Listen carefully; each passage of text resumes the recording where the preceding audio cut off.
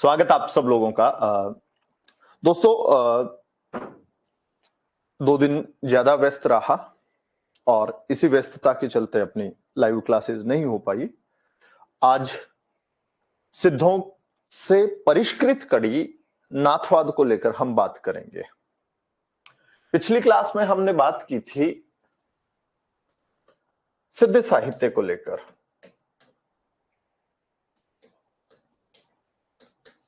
सिद्ध साहित्य और सिद्धों का उद्गम, सिद्धों की प्रवृत्ति और प्रमुख सिद्ध।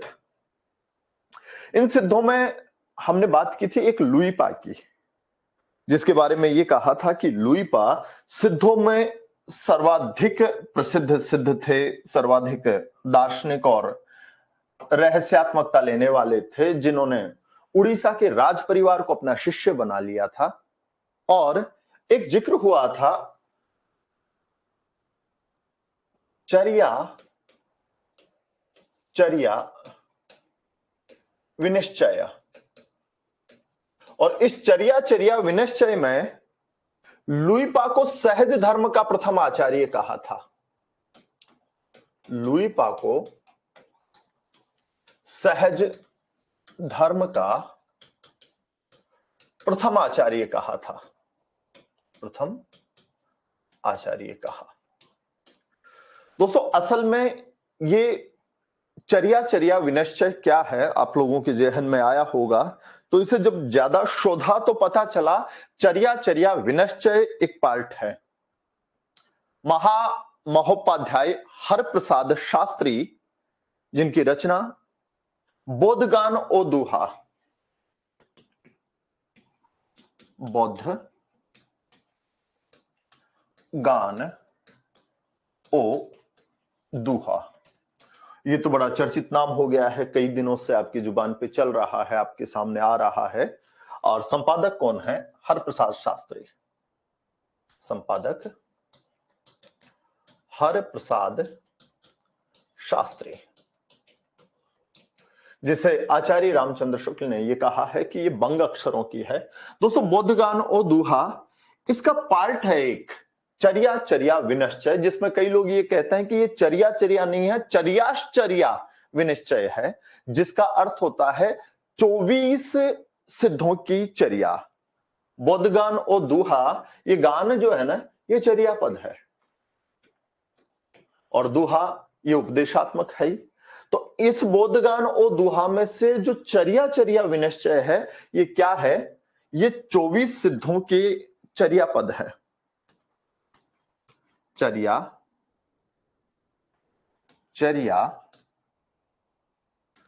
विनिश्चय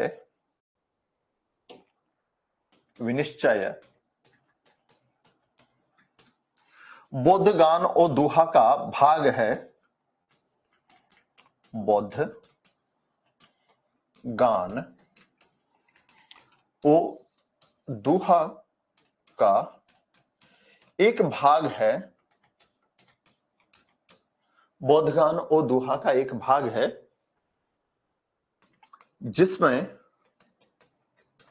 84 में से, ध्यान रहे सिद्ध कितने हैं वो तो आपको पता है, और इनमें से भी 4 महिलाएं हैं जिन्हें योगिनी कहा जाता है, शाकिनी कहा जाता है, भैरवी कहा जाता है, और लक्ष्मी करा उनमें से एक राजकुमारी है, जिसमें 84 सिद्धों में से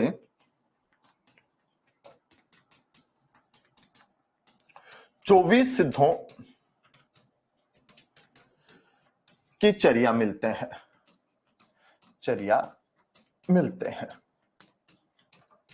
इनमें सर्वाधिक चर्या अगर 18 मिले किसी के, तो कणहप्पा के मिलते हैं। सर्वाधिक चर्या कणहप्पा या कृष्णपा या कानपा के मिलते हैं। और यहीं पर कहा है कि जो लुईपा है वो सहज धर्म का प्रथम आचार्य है। तो ये बात और भी गहरी हो जाएगी, कम से कम आप कॉन्फिडेंस के साथ किसी को बता सकोगे कि चर्या चर्या विनश्चय क्या है, तो ये बोधगान और दुहा का एक हिस्सा है, जिसमें से 84 सिद्धों में से 24 सिद्धों की चर्या शामिल है। और इनमें से भी सबसे ज्यादा चर्या किसके हैं, तो वो कणहप्पा के हैं। और इसी में लुइपा को सहज धर्म का प्रथम आचार्य कहा है। और ये कणहप्पा जिसका शिष्य है, ये आज फिर वापस रीढ़ की हड्डी बनेगा। नाथों में एक बड़ी बात होगी जालंधरपा को लेकर, लिख लीजिए आप लोग।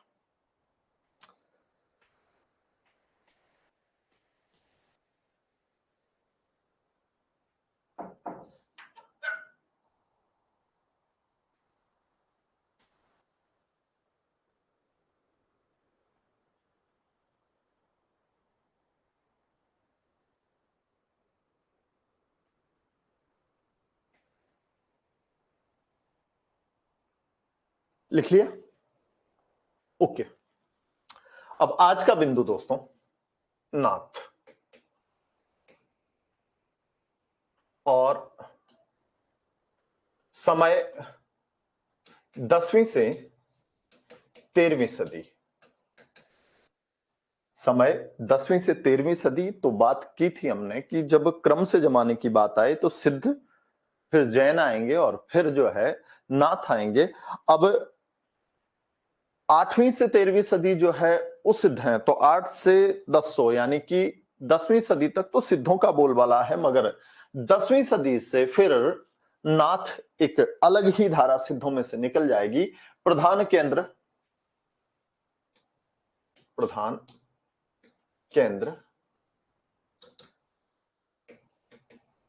या स्थान एक तो है पंजाब, और एक उस समय राजस्थान नहीं तो राजपूताना कर दीजिए, राजपूताना न हो तो विकल्प में राजस्थान। दोस्तों अगर यह भी पूछा जाए कि पंजाब में कहां, तो पंजाब में एक जगह है जालंधर। ये जालंधर वही है जो कानपा के गुरु माने जाते हैं दोस्तों, जिनके नाम पे पंजाब में एक शहर है जालंधर। और इस जालंधर का एक और नाम मिलता है बालानाथ, और इनकी जगह को बालानाथ का टीला कहा जाता है। और इन्हीं जालंधर का उल्लेख हमें आगे चल के पद्मावत में भी मिलता है। जायसी की जो रचना है पद्मावत, उसमें। बट ये सिर्फ बेसिक भी ध्यान रखना है, लिखना कुछ नहीं है। राजपूताना दोस्तों, राजपूताना में 2 जगह है। एक तो है गलता, जो कि आमेर, और एक मंडौर, ये जोधपुर। राजस्थान में जो महामंदिर है, आपको पता हो, नाथवाद से जुड़ा हुआ है। और मंडौर में नाथों का बड़ा बोलबाला है। बोलबाला गलता में भी था, मगर गलता जी में तो नाथों से ये जगह है कृष्णदास पयहारी आकर खाली करवा लेंगे और वहां पर रामानंदी पीठ की स्थापना करा देंगे। तो अभी की बात, प्रधान केंद्र कहां है, राज्यों की बात आए तो पंजाब और राजपूताना, और पर्टिकुलर जगह आए तो जालंधर और मंडौर। दोस्तों उतार लीजिए आप एक बार।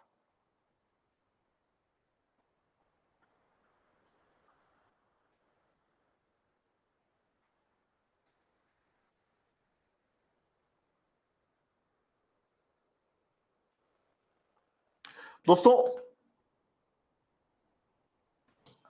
हठ योग प्रदीपिका टीका, एक रचना है हठ योग प्रदीपिका टीका, और इसके संपादक हैं ब्रह्मानंद, या टीकाकार कहिए। टीकाकार ब्रह्मानंद है। और ब्रह्मानंद ने इस संप्रदाय को नाथ संप्रदाय कहा है। ने इस संप्रदाय को नाथोक्त, नाथ प्लस उक्त,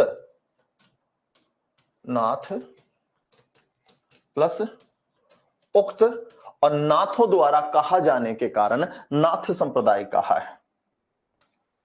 होने के कारण नाथ संप्रदाय कहा है, संप्रदाय कहा है। दोस्तों देवों के देव महादेव या आदिनाथ भगवान शिव के द्वारा ये कहा जाने के कारण, नाथोक्त होने के कारण इसे नाथ संप्रदाय कहा है। मगर ये चीज सिद्धों में से ही अलग आई है, इसलिए इसके अन्य नाम सिद्ध मत मार्ग, योग मार्ग, योग संप्रदाय, योग संप्रदाय,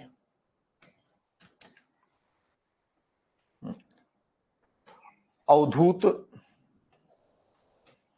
मार्ग या अवधूत संप्रदाय। इसमें आप लोगों को गफलत में लाने वाले शब्द है सिद्ध मत मार्ग या सिद्ध मार्ग। ये जो सिद्ध है वो बौद्ध सिद्ध कहलाते हैं, उनके साथ बौद्ध सिद्ध जुड़ता है। सिद्ध मार्ग या सिद्ध मत मार्ग आ जाए तो उसका सीधा संबंध किससे करना है? नाथों से करना है। उतारिए।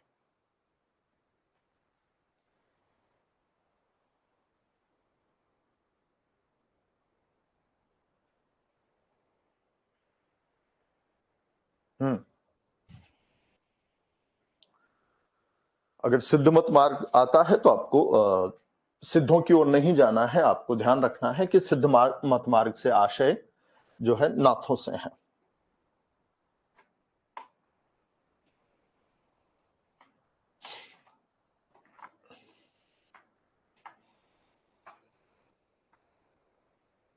ओके,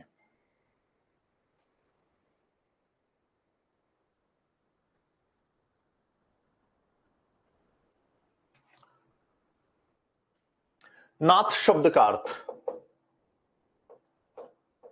नाथ शब्द का अर्थ दोस्तों हजारी प्रसाद द्विवेदी ने अपनी एक किताब है, पुस्तक है नाथ संप्रदाय, और इस नाथ संप्रदाय में एक ही पन्ने पर दो अर्थ दे रखे हैं। उन दोनों अर्थों को देखेंगे। एक तो है नाथ में ना का अर्थ है अनादि रूप, ना यानी नहीं, अनादि रूप। और एक थ है भुवन त्रय यानी तीनों लोक।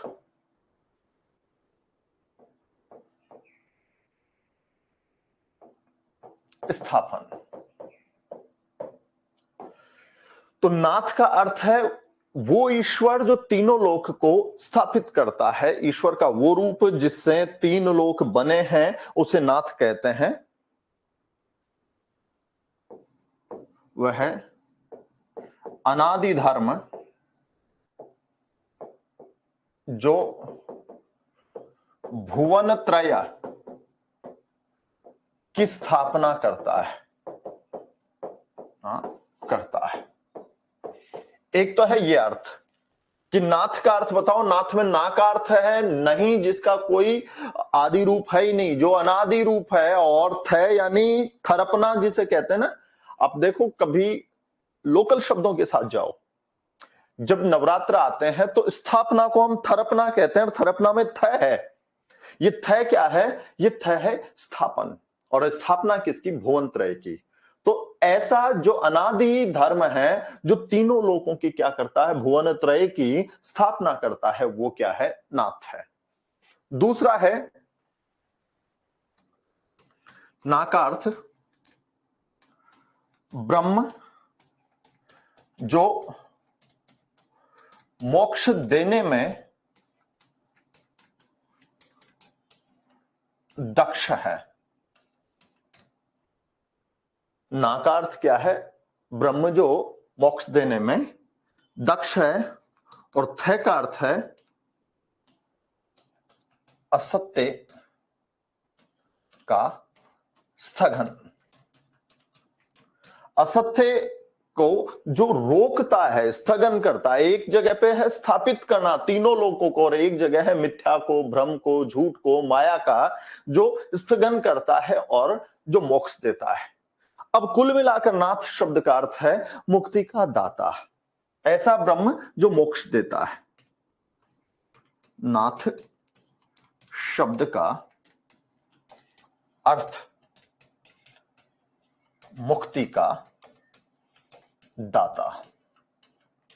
ठीक है, अगर इसकी पूरी व्याख्या आएगी तो जो असत्य का स्थगन करके जो मोक्ष देने में दक्ष है वो नाथ है दोस्तों, जिसका कोई रूप नहीं है, जो अनादि रूप है, जो तीनों लोकों के होने का निमित्त है, जो कारण है, वो नाथ है। अब ढंग से उतार लेंगे, एक आपका पूरा चार्ट यही होगा, मगर लास्ट में जो याद रखने वाली चीज है, ये नेट में पूछा हुआ भी है कि नाथ शब्द का अर्थ बताइए, तो मुक्ति का दाता, मगर ना का अर्थ है ऐसा ब्रह्म जो मोक्ष देने में दक्ष है, और थ का अर्थ जो मिथ्या का जो भ्रम को स्थगित करता है। उतार लो।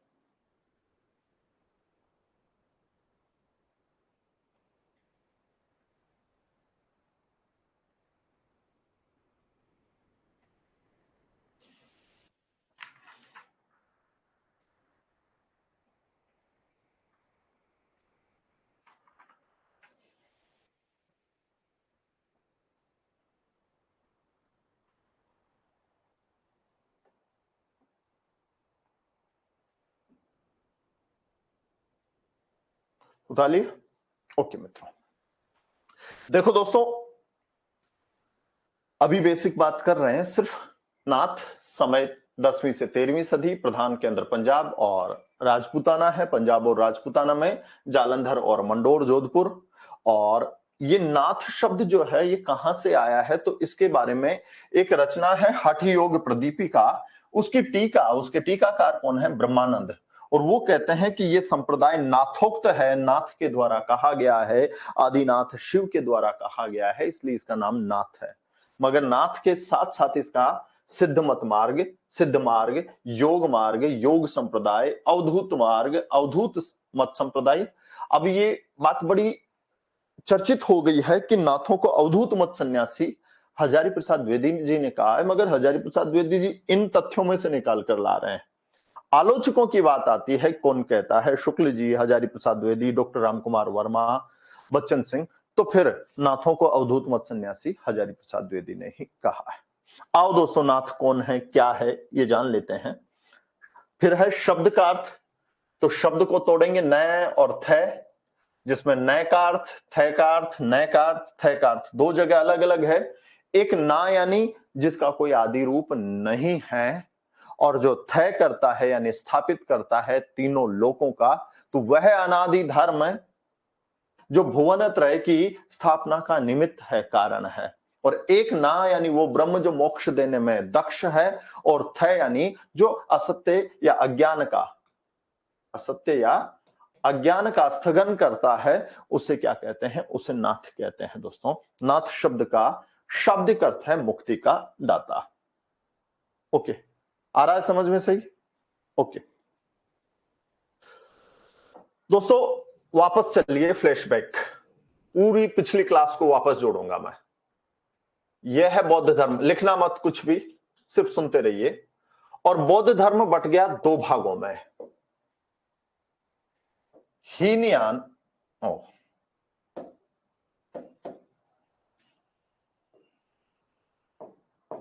हीनयान और महायान। ये हीनयान थे परंपरावादी, जैसा चल रहा है वैसे ही चलने देंगे, है ना? जैसा लिखा रहता ना, या तो आई चाले ली, तो या तो आई चाले ली वाली परंपरा को निभाने वाले तो है हीनयान परंपरावादी, जो कि अंजो दीदी की जो अंजो थी ना, जो घर में बदलाव नहीं चाहती थी, बड़ी घुटन होती है उसमें। फिर अब पढ़ना, एक नाटक है। यह है परिवर्तनवादी, यह है परिवर्तनवादी।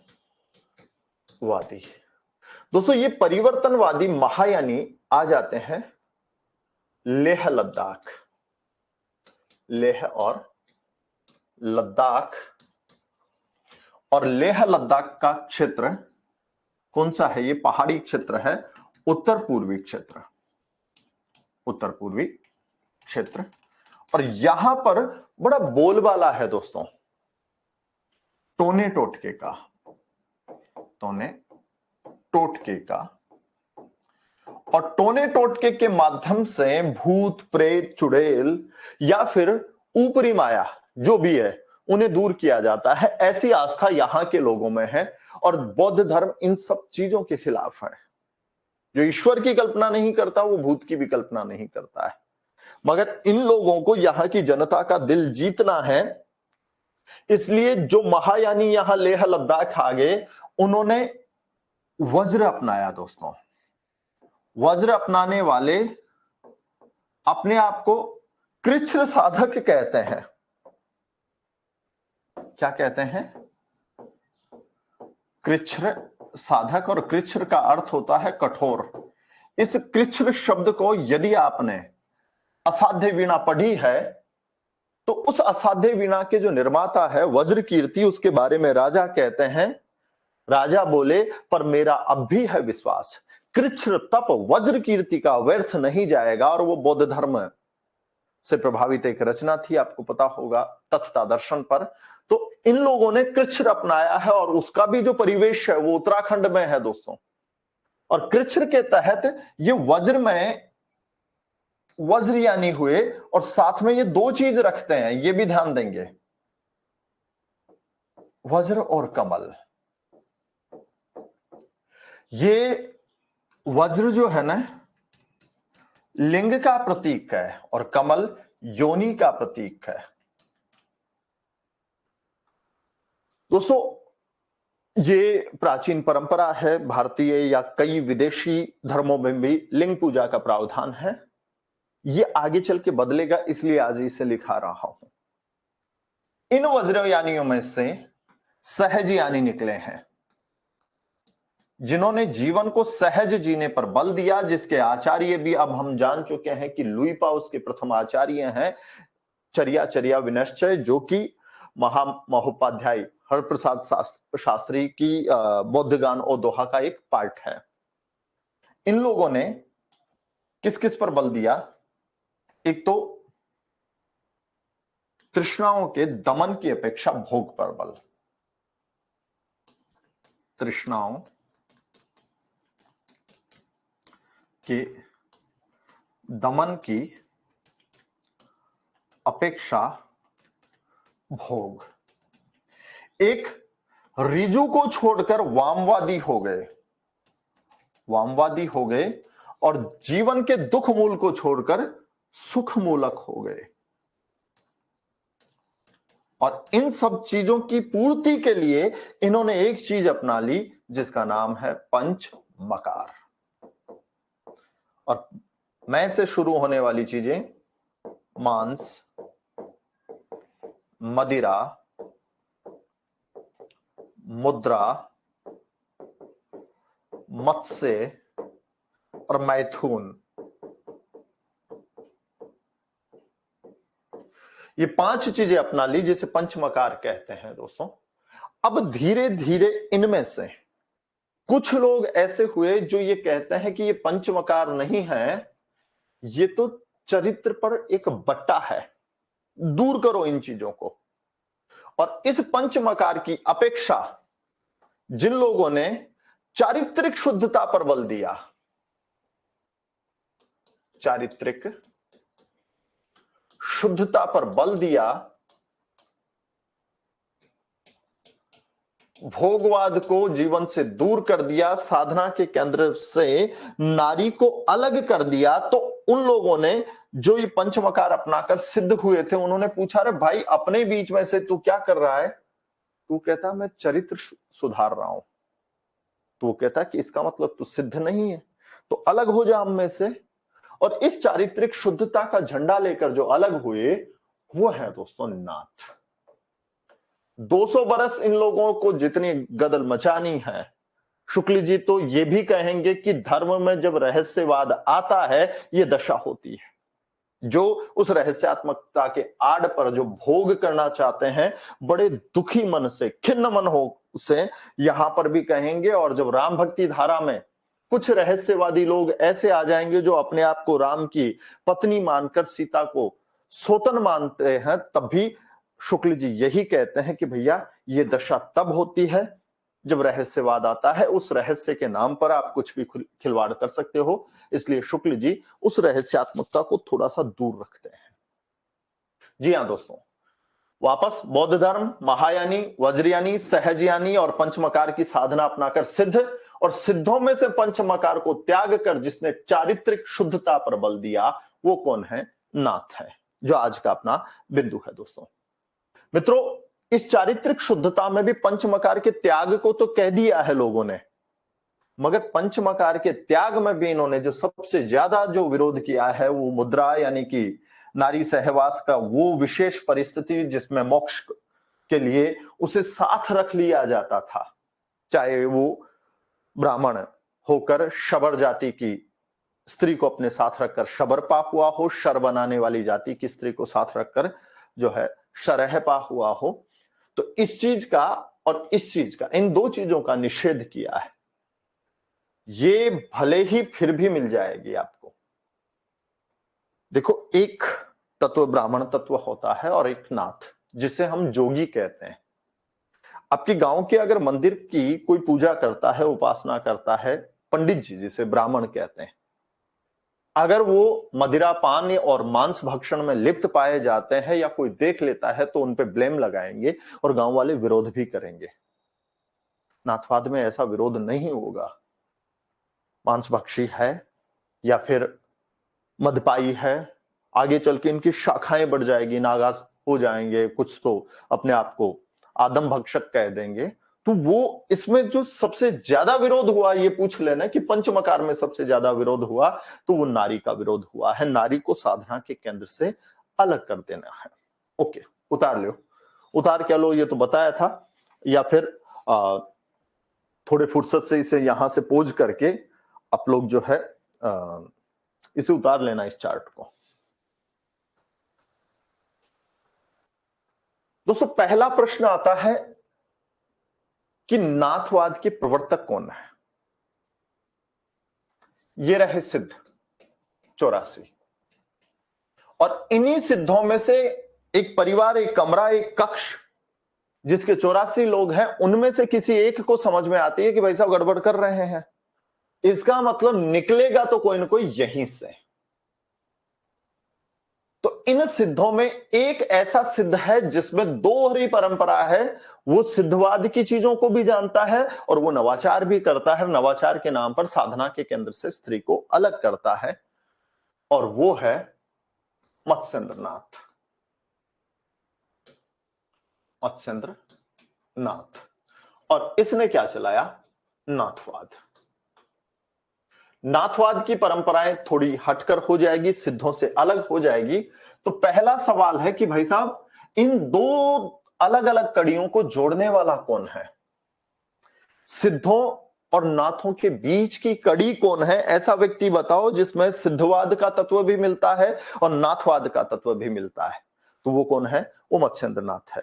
यद्यपि आचार्य रामचंद्र शुक्ल मत्स्येंद्रनाथ का नाम नहीं गिनाते हैं, वो यहां पर जालंधरपा का नाम गिनाते हैं, मगर तथ्यात्मक रूप से अधिकांश लोगों ने इन्हें ही स्वीकारा है। बात लिखना है, सिद्धों के पंचमकार के स्थान पर चारित्रिक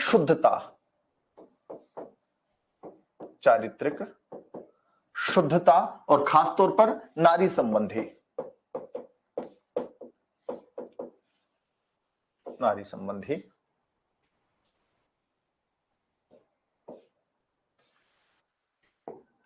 पर बल देकर मत्स्येंद्रनाथ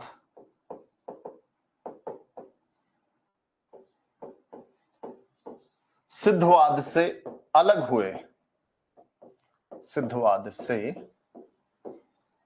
हुए। अतः मत्स्येंद्रनाथ को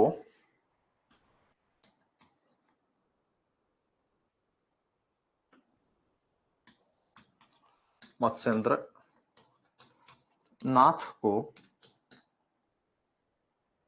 सिद्धों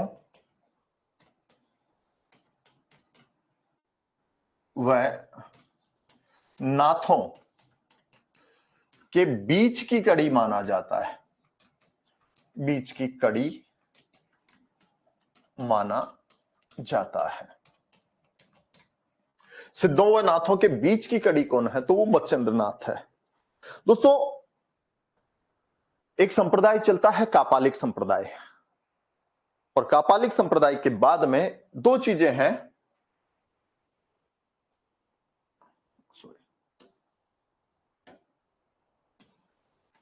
कुल और अकुल। कुल और अकुल। ये कुल है शक्ति और अकुल यह है शिव। कुल और अकुल, और इनमें जब प्रत्यय का नियम आपने अगर पहले मुझसे पढ़ रखा है और या फिर आप अपने स्तर पे जानते हो, तो देखो इनके जब संतानवाचक अपत्यवाचक प्रत्यय लगाओगे ना आप, कुल प्लस ए और अकुल प्लस ई छोटा,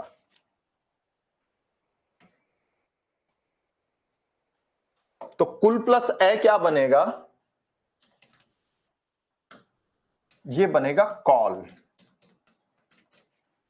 और अकुल प्लस ई बनेगा आकुली। ये आकुली नाम आपने कहां सुना है? आप बताएं, जो साथी ऑनलाइन में बैठे हैं मैसेज करके।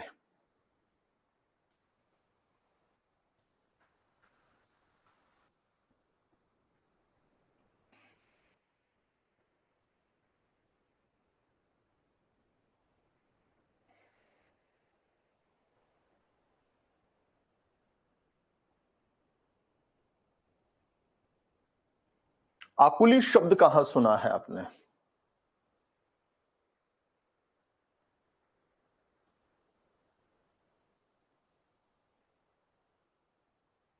जयशंकर प्रसाद की कामायनी, हाँ जी, वहां आपने आकुली और किलात दो नाम सुने होंगे जो मन को बहकाने में कामयाब होते हैं। श्रद्धा जिनसे नहीं डिगती है, यहां मैं चीजों को जोड़ के बहुत अच्छे तरीके से आपको समझाऊंगा। और श्रद्धा और विश्वास क्या है? जिस व्यक्ति ने अपने आप को नाथ घोषित कर दिया, मूलतः है तो सिद्ध, मगर उसमें ये दो तत्व होने जरूरी है।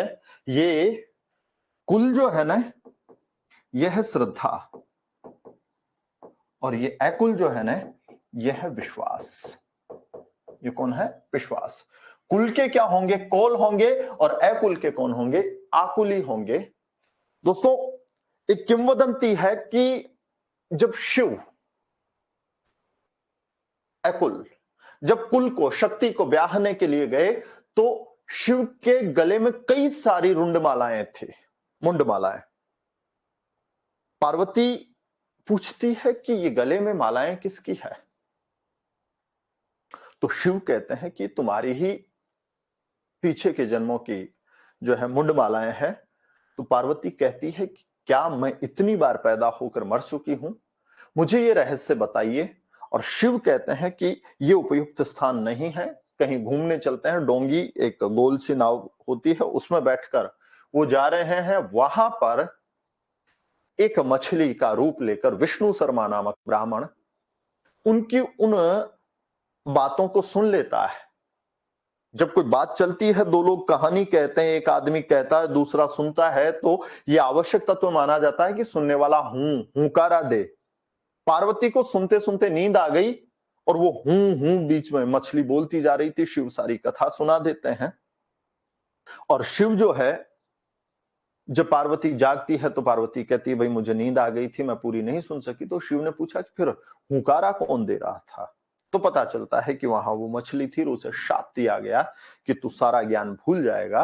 और दोस्तों, उस कुल जाति की, कोल जाति की महिलाओं के मोह पास में जाकर बंध जाता है कौन? वो मत्स्येंद्र नाथ। और कहते हैं कि तू सारा ज्ञान भूल जा। और जिस झंडे को उठाया था चारित्रिक शुद्धता पर, नारी को जिस साधना से केंद्र से अलग करके एक अलग संप्रदाय चलाया था, वहीं पर चला गया है। इसलिए इनका ये पतन माना जाता है और एक ओलमा दिया जाता है इनके शिष्य को, गोरखनाथ को, कि तेरे गुरु की क्या दशा हो रही है, जाओ वो कहां पड़ा है, और वहां से वो निकाल कर लाते हैं। तो जाग मच्छंदर गोरख आयो। मच्छंदर को जगाकर कौन लेकर आते हैं? गोरख लेकर आते हैं। इसलिए इस नाथवाद का प्रवर्तन इनके खाते से हटकर गोरखनाथ के खाते में, हिस्से में आ जाएगा। ये बात अभी भी ड्यू रख रहा हूं। बस ये दो शब्दों की व्युत्पत्ति बताई है। कुल कौन है? शक्ति है। और अकुल कौन है? शिव है। कुल से क्या बने हैं? कौल, और अकुल से आकुली। उतारो। सिद्धों के पंचमकार के स्थान पर चारित्रिक शुद्धता, और वो भी नारी संबंधी, पर बल देकर मत्स्येंद्रनाथ सिद्धवाद से अलग हुए। अतः मत्स्येंद्रनाथ को सिद्धों व नाथों के बीच की कड़ी माना है, मगर नाथवाद का प्रवर्तक नहीं मानेंगे। आगे लिखाऊंगा इस चीज को, अभी लिखें। शापग्रस्त होकर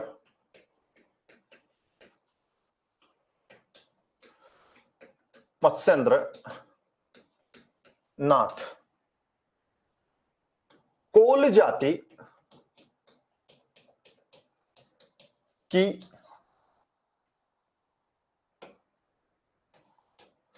स्त्रियों के मोह पाश में, पाश यानी बंधन में बंध जाते हैं, बंध जाते हैं, जहां से इनके शिष्य गोरखनाथ ने इन्हें उबारा। दोस्तों, गुरु से कद बढ़ गया है चेले का, और अब नाथवाद का प्रवर्तन जो है ये गोरखनाथ के खाते में जाता है। यदि आपको पता हो, अभी पिछली जो परीक्षा दी है आपने स्कूल व्याख्याता की, उसमें सत्य और असत्य से जुड़ा हुआ प्रश्न आया था।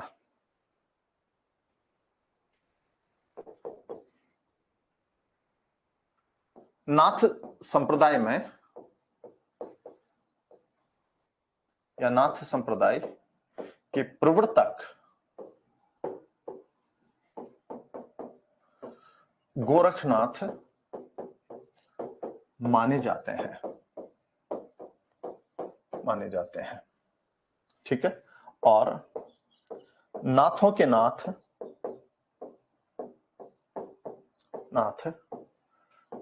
भगवान शिव, मगर कैसे? निराकार। हाँ, तो मैं कुछ कह रहा था कि वो कुल और अकुल, वो शिव और वो शक्ति। दोस्तों, इस गोरखनाथ ने भक्ति को बड़ा जो है शुष्क बना दिया। वो श्रद्धा जाती रही भक्ति की, वो विश्वास जाता रहा, और जब श्रद्धा और विश्वास नहीं रहा तो इन नाथों को भी सिद्ध कहा जाता है, इसलिए पीछे आया है सिद्ध मत। तो सिद्ध मत का मतलब नाथ ही है। और जिन नाथों ने उस श्रद्धा और विश्वास को अलग कर दिया, तो भीतर नाथ कहते हैं कि वो ईश्वर घट में रहता, अपने अंतर रहता है, मगर अंतर में स्थापित उस ईश्वर को भी इन दो गुणों के लिए नहीं जानोगे, जिसको शुक्ल जी ने, तुलसीदास ने कहा है कि भवानी शंकरो श्रद्धा विश्वास रूपिणा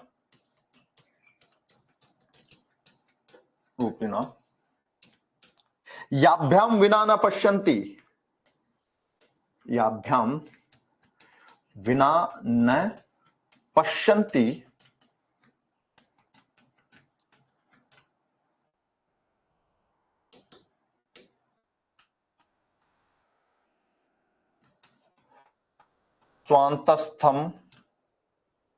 स्वांतस्थम ईश्वरम। कि भवानी यानी कि कुल और शंकर यानी अकुल, ये दो रूप है श्रद्धा और विश्वास का। और इसी भवानी को श्रद्धा के रूप में कामायनी में जयशंकर प्रसाद ने भी प्रस्तुत किया है, मनु और श्रद्धा के रूप में। भवानी और शंकर जो है ये श्रद्धा और विश्वास दो रूप है। जिस व्यक्ति के पास ये नहीं है, क्या क्या, श्रद्धा और विश्वास, याभ्याम बिना, इनके बिना, किसके बिना, श्रद्धा और विश्वास, भवानी और शंकर के बिना, न पश्यंती, इन दोनों के बिना नहीं देखता है। स्वांतस्थम, जो खुद के अंतःकरण में स्थित है, उस ईश्वर को व्यक्ति नहीं देख पाता है और वो खाली कच्चा सिद्ध रह जाता है, वो योगी नहीं बन पाता है। वो साधक जो है, वो महासुहवाद जो आया था पीछे सिद्धों में, जिसमें जीव और ब्रह्म का एकाकार जाता, वहां तक तब तक नहीं पहुंच पाता जब तक श्रद्धा और विश्वास नहीं है। और गोरख जगायो जोग, भक्ति भगायो लोग। इस गोरख ने ऐसा जोग जगाया कि लोगों की श्रद्धा और विश्वास दोनों जाते रहे। वो अपने शिव और अपनी शक्ति को अपने भीतर रहने के बावजूद भी नहीं जान पाए। तो ये दो पंक्तियां लिख लेना आप। गोरख जगायो जोग, भगति भगायो लोग। तुलसीदास। दोनों पंक्तियां ये बालकांड में है और तुलसीदास ने कही है। तुलसीदास कहते हैं कि गोरख ने योग तो पैदा कर दिया मगर श्रद्धा और विश्वास को कायम नहीं रख पाए। उस योग वाले वो योगी कहते हैं कि ईश्वर कहां रहता है, घट घट में रहता है, उसका कोई रूप नहीं है। तुलसी कहते हैं अगु नहीं सगु नहीं, नहीं कछु भेदा, दोनों में अंतर नहीं है, मगर पहचानने के लिए तुम श्रद्धा और विश्वास तो रखो। भवानी और शंकर जिसे मानते हो उसे, उसके प्रति श्रद्धा रखो, उसके प्रति विश्वास रखो। और अगर ये दो नहीं है तो फिर आप अपने ही स्वांतस्थ है, अपने ही अंतस्थ में, अपने ही भीतर स्थापित उस ईश्वर को कभी नहीं देख पाओगे। दोस्तों ये दो खंडन किसने किए हैं?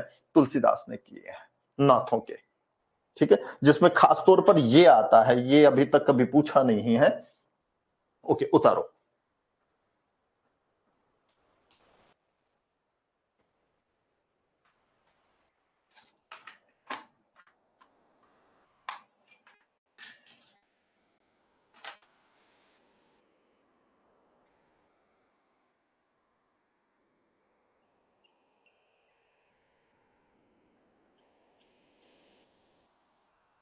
ओके दोस्तों, उतारिए।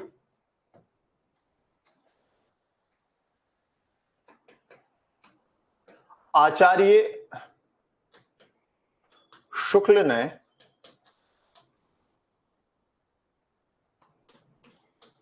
सिद्धों से अलग होने वाले प्रथम नाथ के रूप में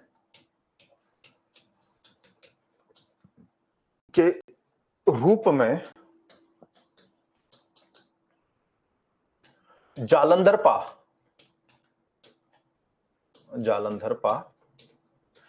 जिसका दूसरा नाम बालानाथ, का उल्लेख किया है।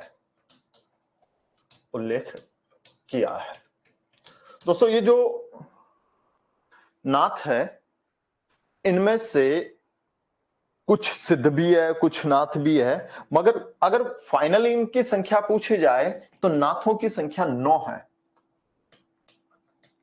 नाथों की संख्या 9 है। और खूब सुना है आपने नवनाथ और 84 सिद्ध।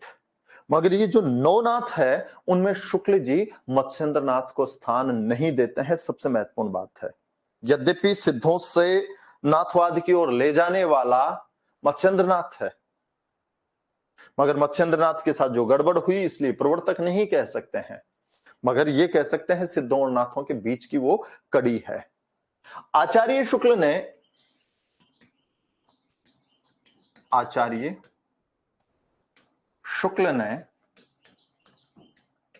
जिन नवनाथों का उल्लेख किया है उनमें मत्स्येंद्रनाथ का उल्लेख नहीं है। मत्स्येंद्रनाथ का उल्लेख नहीं है। शुक्ल जी ने जिन जिन लोगों का नाम बताया है उन 9 को मैंने एक छोटे से सूत्र में बांध दिया है जो आपको बड़े सरलता से याद हो जाएगा। दोस्तों, नाथ जो है वो नारी के प्रति आकृष्ट थे, नारी की मुस्कुराहट की ओर खींचने वाले थे, या वो मुस्कुराहट उन्हें नहीं जचती थी। एक विद्यार्थी ने तो मेरे कहने से पहले लिख भी दिया है, मोह गोर हंसी भी जो न जची, मैं वो हूं जिसे गोरी की हंसी भी नहीं जची। और ये सूत्र अपने आप में एक प्रवृत्ति लिए हुए है कि भैया नाथों को गौरी की, स्त्री की, नारी की, युवती की हंसी जचती नहीं थी। और एक एक शब्दों को लेकर एक एक नाथ का नाम, ये मो जो है ये मैं से है, मलयार्जुन, मलयार्जुन, गोर से गोरखनाथ, है से हरिश्चंद्रनाथ, सी से सत्यनाथ,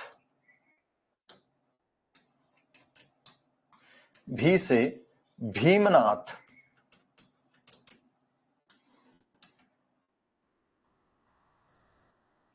जैसे जालंधरपा,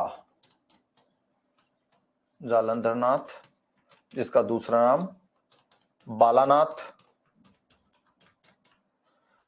न से नागार्जुन, नागार्जुन, और इस नागार्जुन को नागार्जंद भी कहा जाता है दोस्तों। और नागार्जंद करके फिर एक नई शाखा हो जाएगी, मगर नागार्जंद कौन है? तो नागार्जंद नागार्जुन का बिगड़ा हुआ रूप है। जैसे जड़ भारत, और ची से चरपटिया नाथ, चरपटिया नाथ। ओके,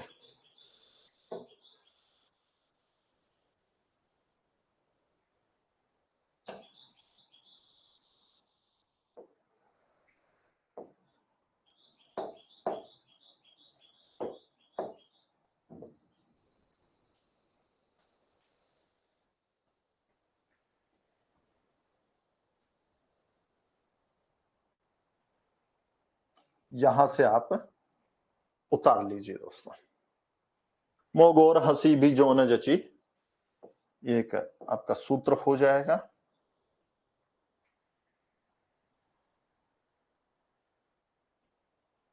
मो कौन है, गोर कौन है, हंसी में 2 है, भी अलग है, जो न और जची में भी 2 है। 1 2 3 4 5 6 7 8 और 9, ये 9 नाथ है।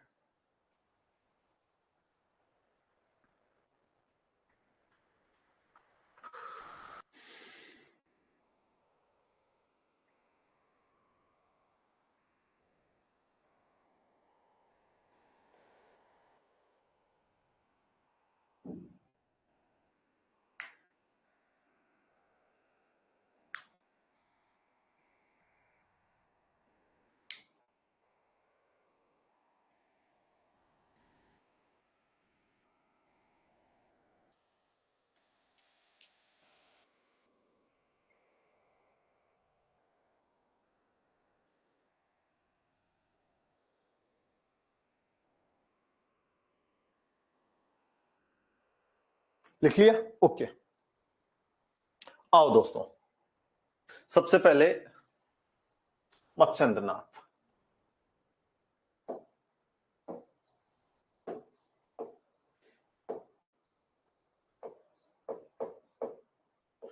मत्स्येंद्र या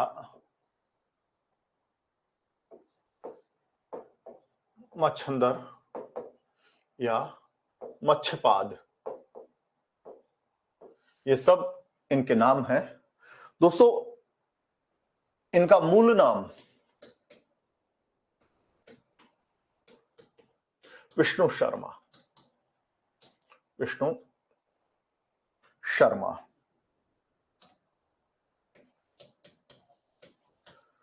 बौद्ध धर्म के चौथे अवलोकितेश्वर के रूप में विख्यात, बौद्ध धर्म के चौथे अवलोकितेश्वर के रूप में विख्यात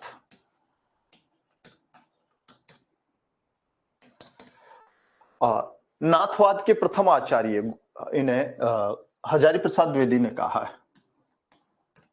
हजारी प्रसाद द्विवेदी ने इन्हें नाथवाद का प्रथम आचार्य कहा है दोस्तों। लिखो, नाथवाद का प्रथम आचार्य हजारी प्रसाद द्विवेदी ने किसे माना है? तो ध्यान रखना, गोरखनाथ को कहा है।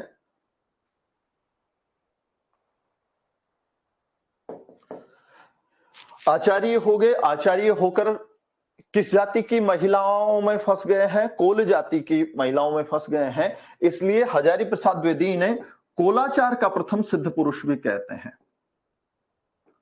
कोलाचार, कोल प्लस आचार, जैसे श्रावकाचार है, कोलाचार का प्रथम सिद्ध पुरुष, सिद्ध पुरुष कौन है? ये भी मत्स्येंद्रनाथ। किताबें खंगालने पर आपको बहुत बारीक बारीक चीजें मिलती है। कोलाचार का प्रथम सिद्ध पुरुष कौन है? यहां पर तो हो सकता है कि चलो नहीं पढ़ा हुआ है, छोड़ ही देंगे, मगर नाथवाद का प्रथम आचार्य किसे माना, प्रतिपादक किसे माना है? गोरखनाथ को मानेंगे। और हजारी प्रसाद द्विवेदी का जो हवाला देकर लोगों ने कहा है कि सब हजारी प्रसाद द्विवेदी ने नाथवाद का प्रथम आचार्य किसे कहा है, बेखटक आप मत्स्येंद्रनाथ करके आना। ये बड़ी दुविधा का होता है ये प्रश्न कि नाथवाद का प्रवर्तक किसे माने। कई बार ऐसा होता है गोरखनाथ विकल्प में ही नहीं होता है, मत्स्येंद्रनाथ को मानना पड़ता है। कई बार मत्स्येंद्रनाथ नहीं होता है, गोरखनाथ को मानना पड़ता है। और कई बार ऐसा होता है कि गोरखनाथ और मत्स्येंद्रनाथ दोनों होते हैं, तो फिर गोरखनाथ करके आना दोस्तों। अब जिसने प्रश्न पूछा है उसने किसी ऐसी किताब को आधार बना लिया जैसे ऐसे, तो फिर प्रश्न डिलीट के खाते में जाएगा। मगर डटे गोरखनाथ के साथ रहना। बट ये लैंग्वेज आ गई ना, हजारी प्रसाद द्विवेदी ने नाथवाद का प्रथम आचार्य किसे कहा है, तो फिर आपका उत्तर बेहिचक क्या करना है? मत्स्येंद्रनाथ करना है। नाथवाद के प्रथम जो आचार्य हैं वो कौन है? मत्स्येंद्रनाथ है दोस्तों। ओके, रचनाएं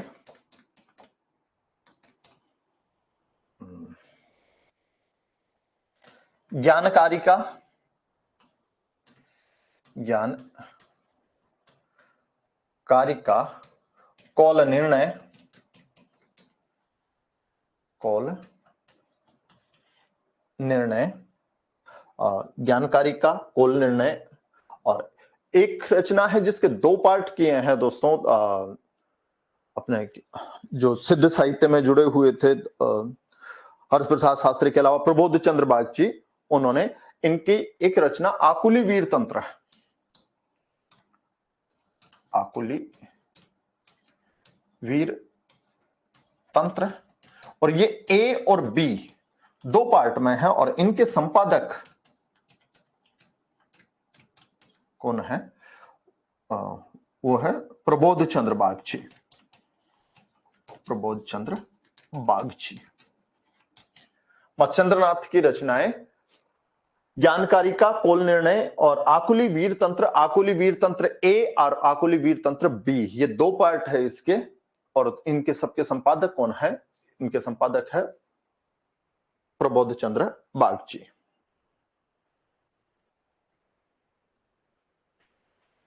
ओके, जी हाँ रजनी जी,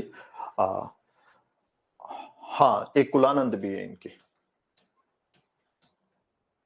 कुल प्लस आनंद। और कुल कौन है? देखो कोल से कुल बना, कुल से कोल बना है कुलानंद, कुलानंद। ये 4 रचनाएं हैं। ओके चलें आगे।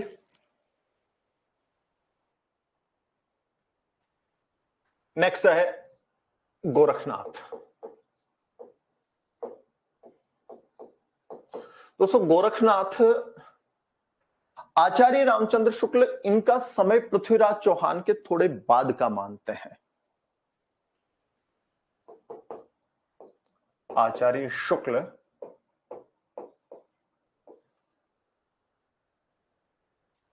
इनका समय पृथ्वीराज चौहान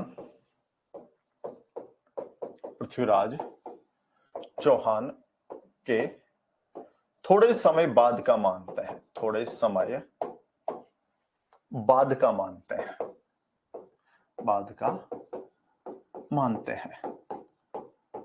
शुक्ल जी ने लिखा है कि पृथ्वीराज चौहान के पिता के राज्य में ही जो है मुस्लिम मोइनुद्दीन चिश्ती परंपरा के लोग आने लगे थे, और इन मुसलमानों में और नाथों में अगर बात करें ईश्वर के निराकार रूप की, तो काफी समानता होने की वजह से इन दोनों ने एक दूसरे की चीजों को अपना लिया, और कई सारे जो नाथ है वे भी मुसलमान है, वे भी नाथ हो जाते हैं दोस्तों। उपनाम गुग्ग पीर,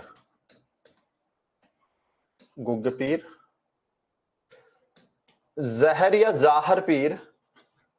दोस्तों इनके बारे में ये भी ख्यात नाम है कि ये एक बार एक सांप को निगल गए थे या सांप को खा गए थे, इसलिए जहर पीर कहते हैं, या साक्षात पीर होने के कारण जहर पीर और वागड़वीर भी कहते हैं। लिखो, किस नाथ के उपनाम गुग्ग पीर, जहर पीर या वागड़वीर इन नामों से जाना जाता है? तो आपका उत्तर क्या होना चाहिए? आपका उत्तर गोरखनाथ होना चाहिए।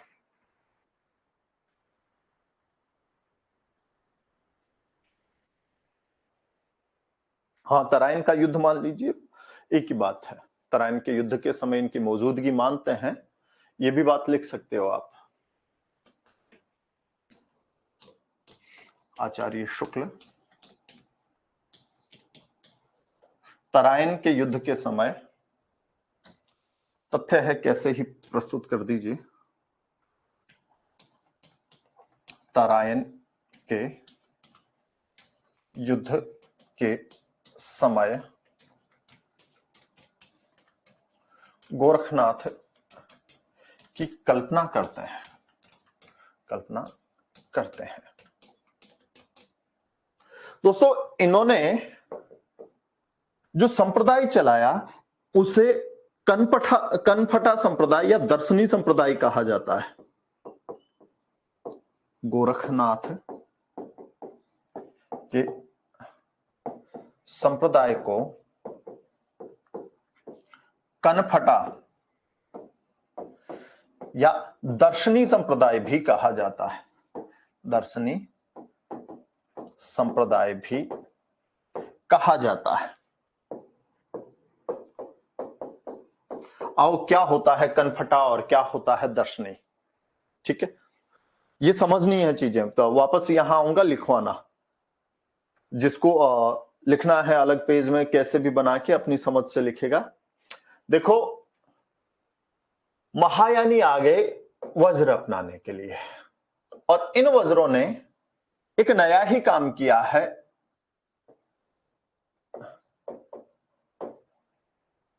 एक ले लिया है वज्र और एक ले लिया है कमल, जो किसके प्रतीक है? ये लिंग का प्रतीक है और ये योनि का प्रतीक है। इसी चीज को इन्होंने थोड़ा सा परिष्कृत करके इसे क्या कर दिया है? शिव कर दिया है, इधर शक्ति कर दिया है। और अगर पलट कर कहोगे तो शक्ति को आप कुल कह सकते हो और शिव को अकुल कह सकते हो।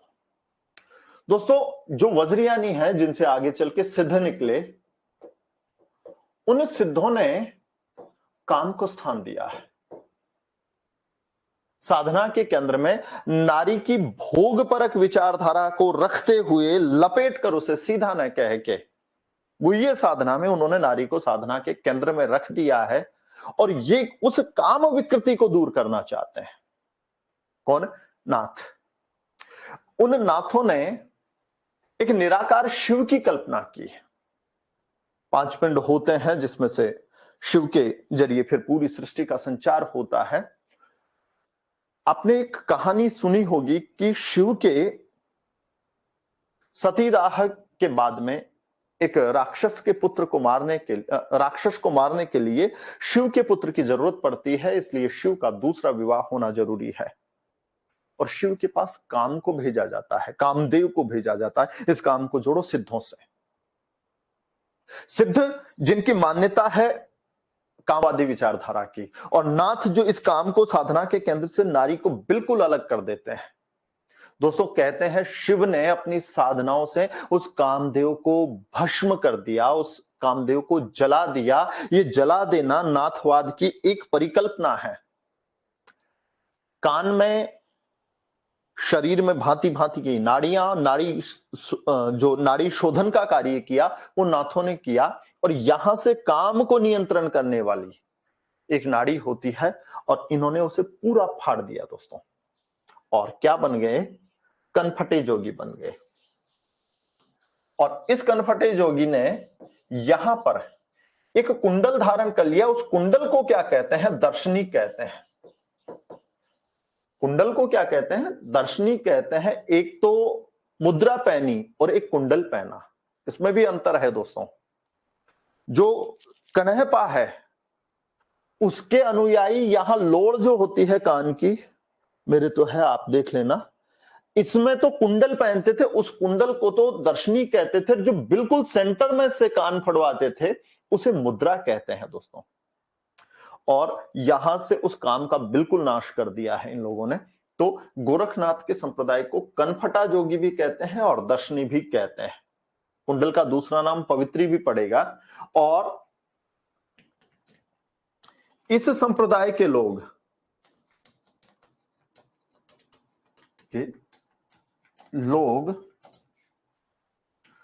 बसंत पंचमी को कान फड़वाकर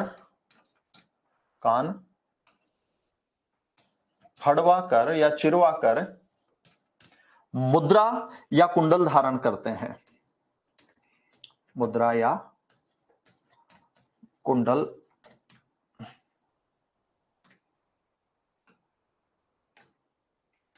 धारण करते हैं। मुद्रा या कुंडल धारण करते हैं। ये क्या बात है दोस्तों? ये बसंत पंचमी को क्यों धारण करते हैं? कौन बताएगा? देखें, बसंत पंचमी को ही ऐसा क्या है कि नाथवाद में कान चिरवाया जाता है, किसी और दिन क्यों नहीं? बताएं।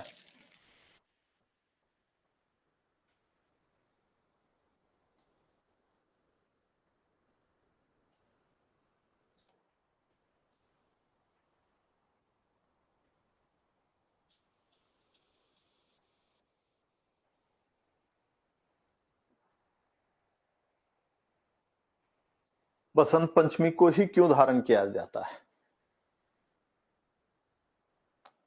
थोड़ा सा तार्किकता ले आओ। मेरे कहते हैं तो यूं करोगे गुरु जी। दोस्तों, बसंत किसका महीना माना जाता है? कौन सताता है बसंत आते ही? मदन महिपजु को बालक बसंत ताही प्रातः ही जगावत गुलाब चटकारी दे। या एक रचना आएगी बसंत विलास, जिसमें विधुर और वियोगिनियों को कैसे ये बसंत सताता है। तो जब बसंत आए उस समय खेल खत्म कर दो। बसंत की पंचमी को वो अपने कान को फड़वाकर कान में मुद्रा या कुंडल धारण करते हैं दोस्तों।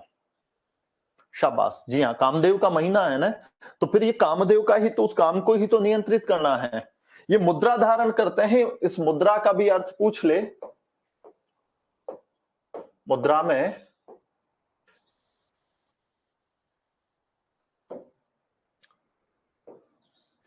है मुद, मुद यानी प्रसन्नता, मुदित, और रा यानी आगम, प्रसन्नता का आगम। सारी चिंताओं को छोड़ के प्रसन्नता का आगम कर लेना है। अब ये मुद्राएं भांति भांति की होती है। दो जगह पे धारण की जाती है, कान के बीच में, पूरा कान फड़वा के, और कान की लोड़ में। लिख लीजिए चाहो तो। गोरखनाथ के अनुयायी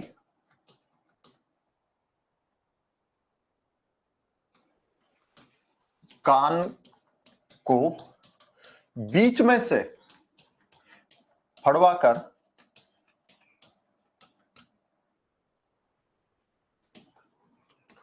मुद्रा धारण करते हैं,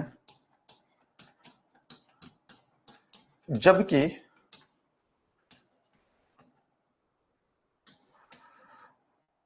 कणपा और उसके शिष्य, उसके गुरु सॉरी, जालंधरपा के अनुयायी कान की लोल, कान की लोल में, कान की लोल में धारण करते हैं। कोई कुंडल धारण करता है, कोई मुद्रा धारण करता है, और इनमें से भी जो मुद्रा है उसका ज्यादा महत्व है।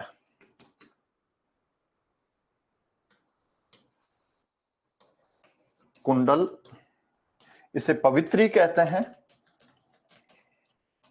वह मुद्रा, इसे कहते हैं दोस्तों दर्शन। और दर्शन धारण करने के कारण ही गोरखनाथ का एक पंथ क्या कहलाता है? दर्शनी पंथ कहलाता है। ये अच्छी चीज है। सारी रामलीला में से यह है कि निम्न में से कौन सा संप्रदाय या किसका संप्रदाय दर्शनी संप्रदाय कहलाता है, और वो दर्शनी संप्रदाय में खेल खत्म हो सकता है, मगर अब नहीं होना चाहिए। कुंडल व मुद्रा में मुद्रा का अधिक महत्व है, मुद्रा का अधिक महत्व है। दोस्तों ये जो नाथ है, इनकी खासियत, इनकी वेशभूषा कैसी कैसी रहती है? ये नाथ शैली, अब ये शैली क्या है? काली ऊन का धागा जो गले में धारण करते हैं, जो गले में धारण करते हैं, करते हैं। सींगी, दोस्तों सींगी होता है हरिण का या किसी का भी सींग का एक वाद्य होता है। अपने नाथों को देखा होगा, खूब अपने आसपास में रहते हैं, तो सींग से बना वाद्य, से बना वाद्य। किंगरी, ये जब हम भ्रमर गीत पढ़ेंगे ना, तो भ्रमर गीत के नए जो पद आएंगे उनमें खूब ये कहेगी, गोपियां कहती है कि हम कृष्ण को छोड़कर सींगी लेकर, आधारी लेकर, किंगरी लेकर कैसे वन में चली जाएं, कैसे पर्वत पे चले जाएं। 3 तार का वाद्य यंत्र, 3 तार का वाद्य यंत्र, आधारी। दोस्तों आधारी कहते हैं एक सपोर्ट लकड़ी का, जिस पे कहीं पर भी वो बैठ जाते हैं, उसे आधारी कहते हैं। सोटा तो जानते हो, जो जैसे लेकर आप किसी नाथ की कल्पना कर लीजिए, अघोरी की कल्पना कर लीजिए, पीठ टिका कर बैठने का सहारा, सोटा।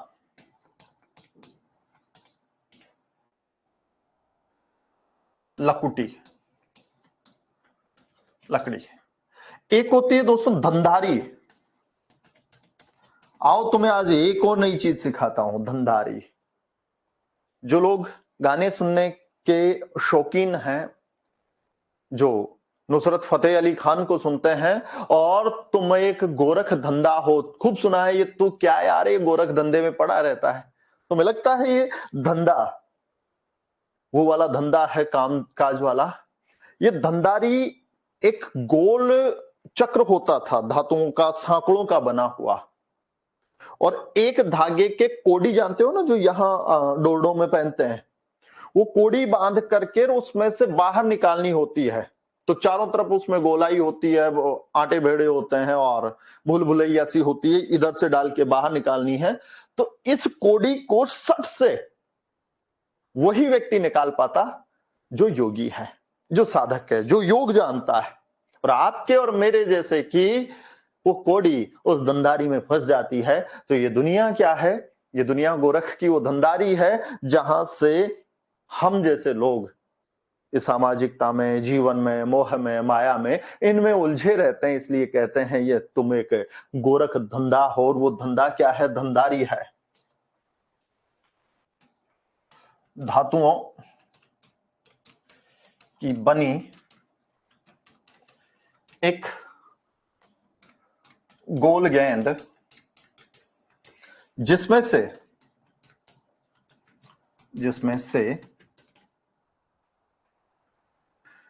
धागे के सहारे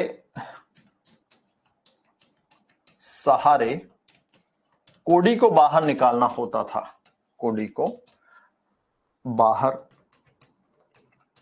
निकालना होता है। उतारो दोस्तों, ये शब्दावली है। सैली क्या है, सींगी क्या है, किंगरी क्या है, अधारी क्या है, सोटा क्या है, धंधारी क्या है, आगे और बात करेंगे। लिखे अभी।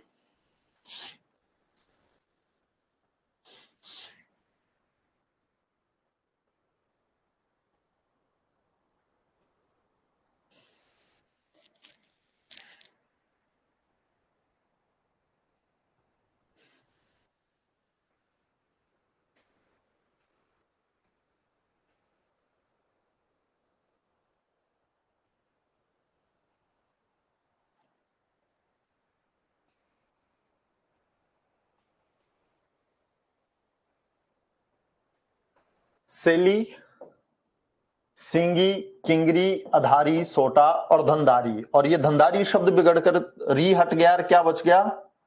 धंधा। ठीक है।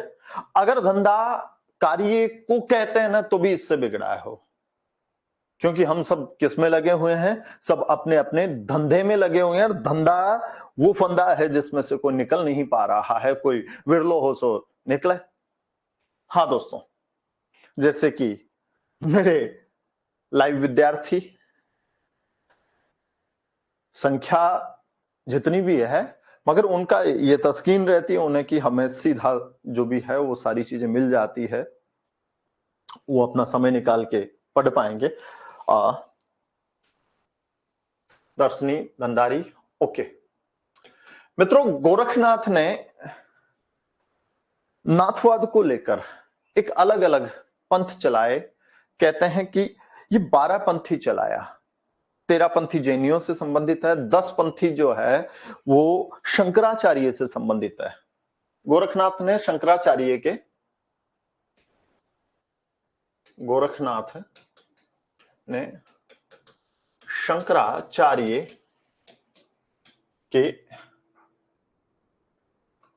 दशम पंथ की भांति 12 पंथ चलाया। 12 पंथ चलाया। अब दोस्तों, इन 12 पंथों में अलग अलग नाथ हुए, उनकी सबकी अपनी अपनी खासियत होगी, जिनमें से हम किसी को जो छांट सकते हैं वो छांट लेंगे। मैं पढ़ा तो सारे ही देता हूं आपको। जो 12 पंथी है उनमें से सत्य पंथ, धर्म पंथ, रामपंथ, नटेश्वरी पंथ,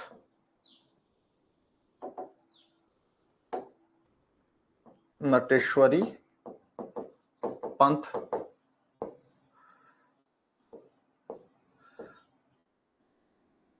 कन्हड़ पंथ,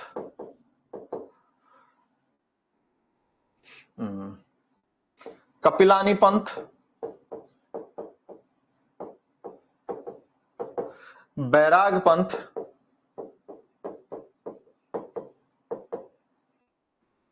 मान पंथ, आई पंथ,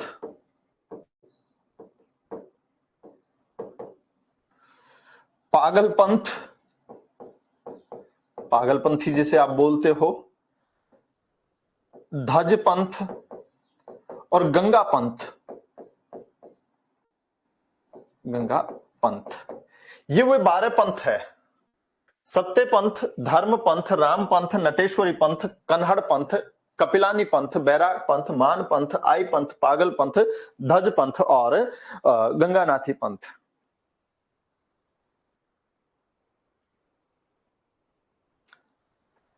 इनके प्रवर्तक जो है ये तो है पंथ,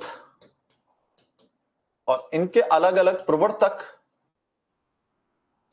या नाथ। ये जो सत्य पंथ है इसका तो है सत्यनाथ। इसका कौन है? सत्यनाथ, जिसको अभी हमने बात की थी कि आचार्य रामचंद्र शुक्ल ने 9 नाथ गिनाए हैं। उन 9 नाथों में से मोगोर हंसी भी जो न जची, उसमें जो स आया था वो सत्यनाथ है। और इसकी खासियत यह है कि सत्यनाथ स्वयं को ब्रह्मा मानते हैं और इसके अनुयायी अपने आप को ब्रह्मा के नाथ कहते हैं। ऐसे नाथों के नाथ शिव जी है, मगर किस संप्रदाय के नाथ अपने आप को ब्रह्मा के नाथ कहते हैं? तो महत्वपूर्ण प्रश्न बनेगा सत्यनाथ। सत्यनाथ के अनुयायी ब्रह्मा जी के नाथ कहलाते हैं, ब्रह्मा के नाथ कहलाते हैं। ये जो धर्म पंथ है इसका प्रवर्तक धर्मराज युधिष्ठिर है दोस्तों। धर्मराज युधिष्ठिर माना जाता है, सबके अलग अलग है। राम पंथ के रामचंद्र नाथ, रामचंद्र नाथ। नटेश्वरी पंथ के लक्ष्मण नाथ, लक्ष्मण नाथ। और इस नटेश्वरी की एक शाखा और है दरियाव पंथ, झेलम नदी के आसपास नटेश्वरी।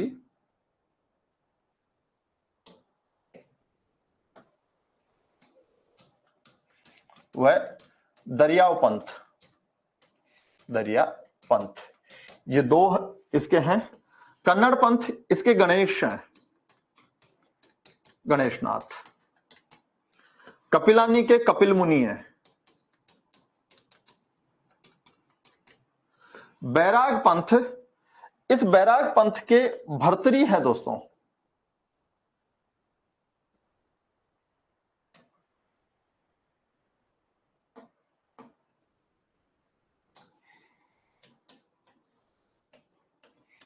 भर्तृहरि। और ये लिखना सीख जाना, भर्तृहरि कैसे लिखते हैं। भय रे तय तय के नीचे री, भर्तृहरि। और ये बैराग पंथ राजस्थान में राताडूंगा पुष्कर में इसकी प्रधान पीठ मानी जाती है। राताडूंगा पुष्कर, ये तो पक्का आप लोगों ने कहीं फिर जीके में पढ़ा होगा दोस्तों। अभी बता दूंगा। अंतिम गंगा पंथ है। सर नौनाथों के नाम कौन सी रचना में गिनाए हैं? वर्ण रत्नाकर, मतलब शुक्ल जी वाला तो शुक्ल जी के हिंदी साहित्य इतिहास में है, और बाकी वो वर्ण रत्नाकर का हवाला देते हैं। मान पंथ दोस्तों, इस मान पंथ के गोपीचंद है। और जो वर्तमान में जोधपुर में महामंदिर है वो इस मान पंथ का केंद्र माना जाता है। महामंदिर जोधपुर, महामंदिर जोधपुर। आई पंथ का आई विमला, आई विमला। पागल पंथ, दोस्तों इस पागल पंथ का चौरंगी नाथ है, जिसे पूर्ण भगत भी कहा जाता है, लिख लेना। उधर मैं लिख देता हूं, यहां थोड़ा सा गिटपिट सा हो गया है। पागल पंथ, इसके चौरंगी नाथ है, और चौरंगी नाथ का दूसरा नाम डॉक्टर रामकुमार वर्मा ने, हजारी प्रसाद द्विवेदी ने, या कई जगह पे पूर्ण भगत भी मिलता है, पूर्ण भगत। और ये अबोहर पंजाब में है, अबोहर पंजाब। ये थोड़ा महत्वपूर्ण है पागल पंथ। फिर है धज पंथ, इसके हनुमान जी है, और गंगा पंथ के गंगा पुत्र भीष्म, गंगा पंथ पितामह है भीष्म,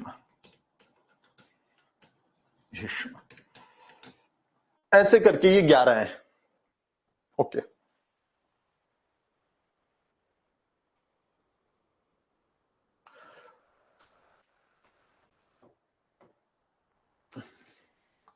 देखो सबसे पहले सत्यनाथ को महत्व देना, क्योंकि यहां से प्रश्न आ सकता है कि ब्रह्मा के नाथ किसके अनुयायी कहलाते हैं, तो सत्यनाथ के। ठीक है।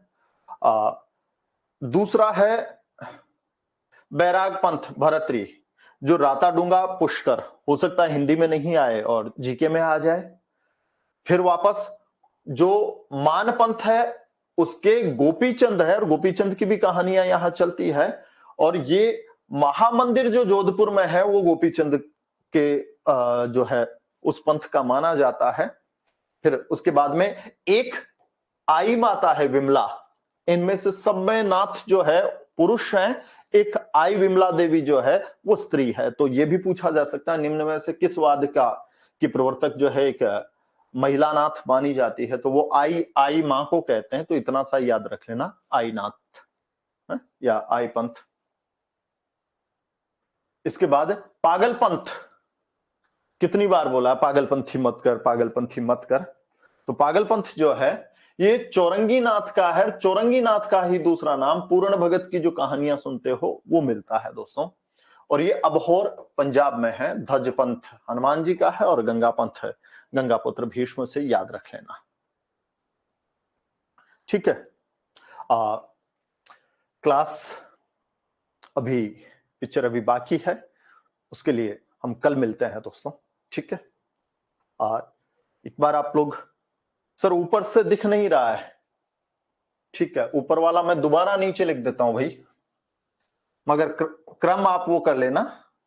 वो है पागल पंथ, और पागल पंथ जो है ये चौरंगी नाथ का है, चौरंगी नाथ। और चौरंगी नाथ का दूसरा नाम पूर्ण भगत है, और ये अबोहर पंजाब। ठीक है ना। देखो कोई बड़ी बात नहीं है, याद करना, टुकड़े करने सीखो। सत्य, धर्म, राम, नट, कन, कपि, नट, मैं तो बैराग, मान आई, और पागल धजगंग। टुकड़े करने सीखो दोस्तों, चीजों को ऐसे याद करोगे ना, नाथ नाथ नाथ नाथ नाथ, तो नहीं होगी। सत्य का मतलब नाम में ही सत्य है, तो सत्यनाथ। धर्म में धर्मराज है, राम में रामनाथ है, कपि में कपिलानी है,